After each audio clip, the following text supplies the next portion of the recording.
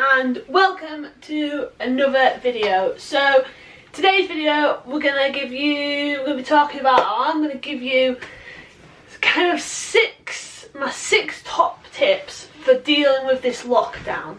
Alright, so let's get into the video.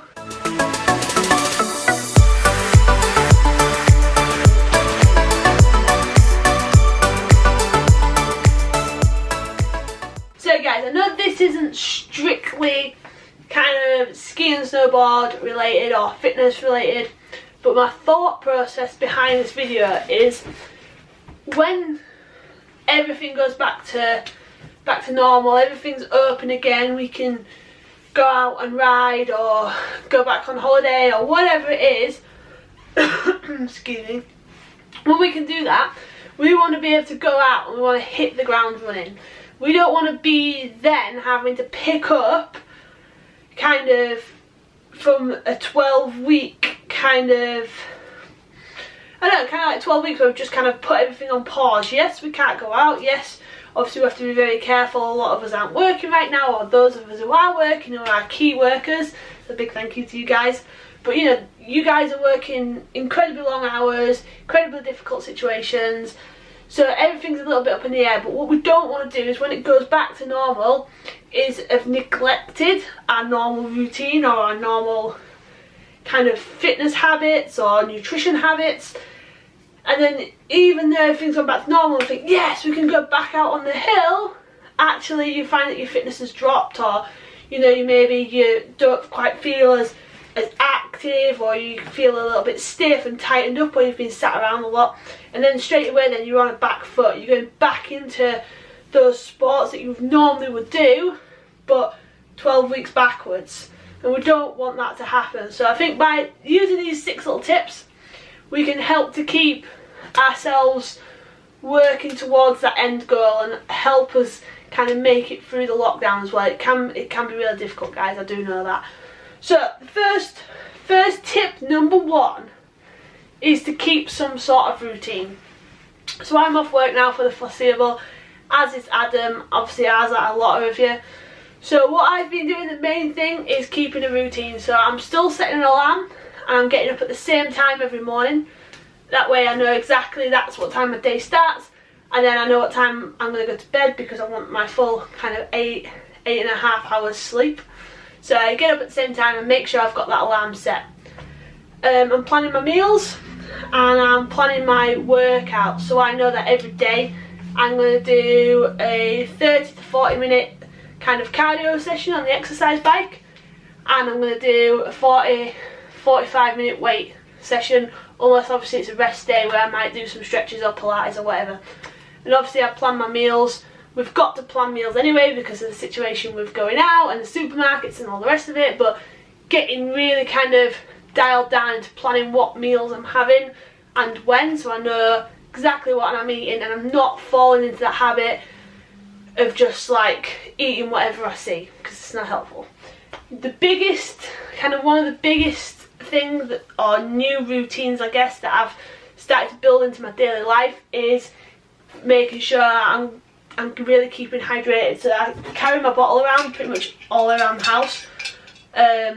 So when I wake up in the morning I fill this up and I have this like while I'm making my morning coffee, and then whichever room in the house that I'm in, whether I'm up here in the office or downstairs in the room, I make sure I've got my water bottle with me, and that way I'm keeping kind of hydrated through the day, and I know then it's still pretty full and it's midday, I know that I've not been drinking. So that's kind of a good one that I've personally been using.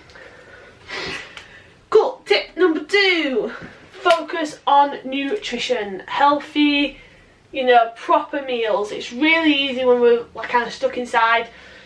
You know, we've all done it, kind of getting a bit of a Netflix or a bit of a kind of down the rabbit hole of YouTube, and you think, oh, I'll just grab some snacks or whatever it is. Before you know it, you've demolished 2 chocolate bars, bag of Doritos and whatever else was kind of in your way. So try and focus on your nutrition. Make sure you're having healthy meals, you're still having a proper breakfast, you're still having a proper dinner, you're having a proper tea. Obviously we all want snacks and we all want treats, and that's absolutely fine. Build those into your routine as well. But just watch out that you're not over binging or you're like eating because you're bored. You'll feel tons better if you eat better rather than if you're always running on sugar. You're going to start feeling really tired. So number 3, kind of touched on this a little bit, but home workouts.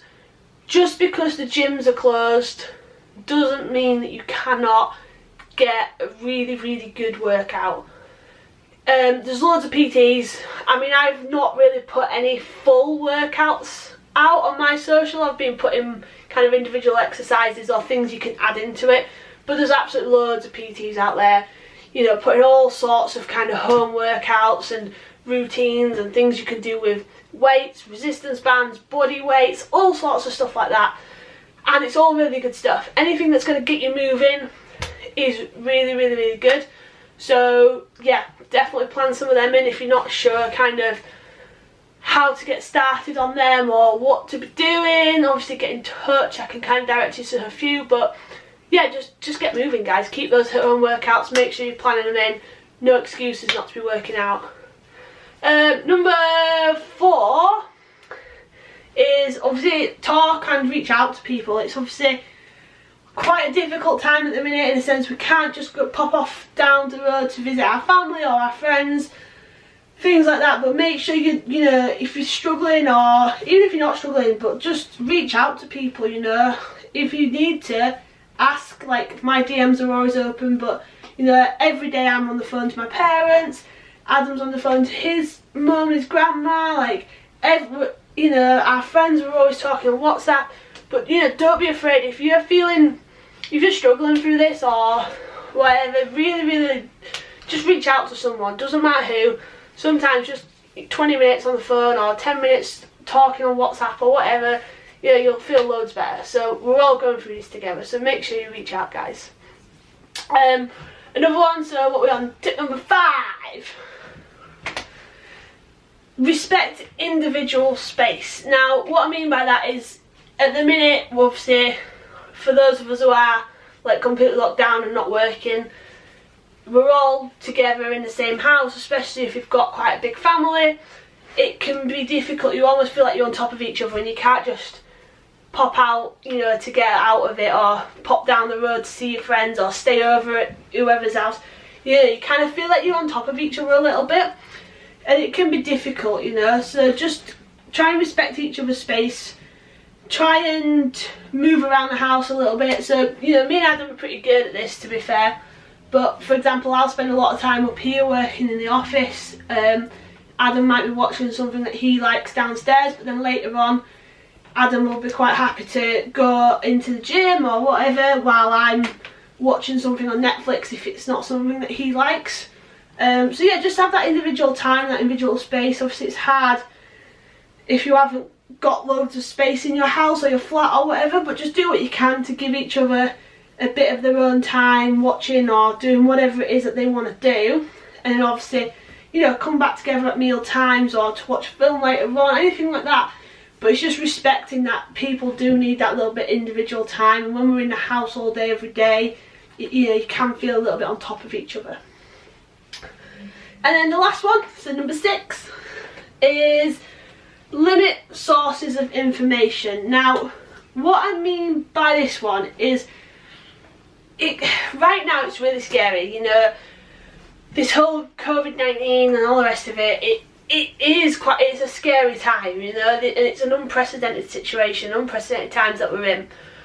But what you have to do for your own sanity is limit the sources of information that you're taking the situation from, if that makes sense. So, for example, I will only watch the broadcast that the UK government is putting out on an afternoon.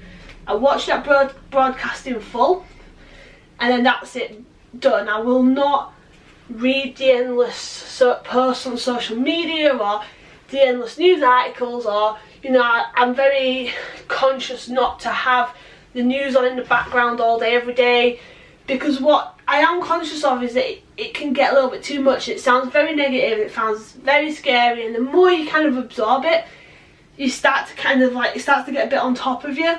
So obviously you need to be educated, and obviously you need to understand what is happening, what the risks are, all the rest of it. So you do need some source of information, but whatever that source is, just make sure, one, you're not overwhelming yourself with stuff, and two, that it, and this is the second one, is so important, that it is from like a trusted or like a legit source.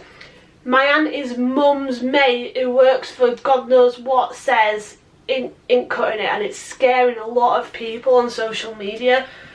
And you know, some of it might be genuine. Someone's aunties, uncles, whatever, might genuinely be working in the NHS and seeing this situation and whatever, but a lot of it is just really, really scary, and there's no real sources attached to it. So what I would say is, ignore all that.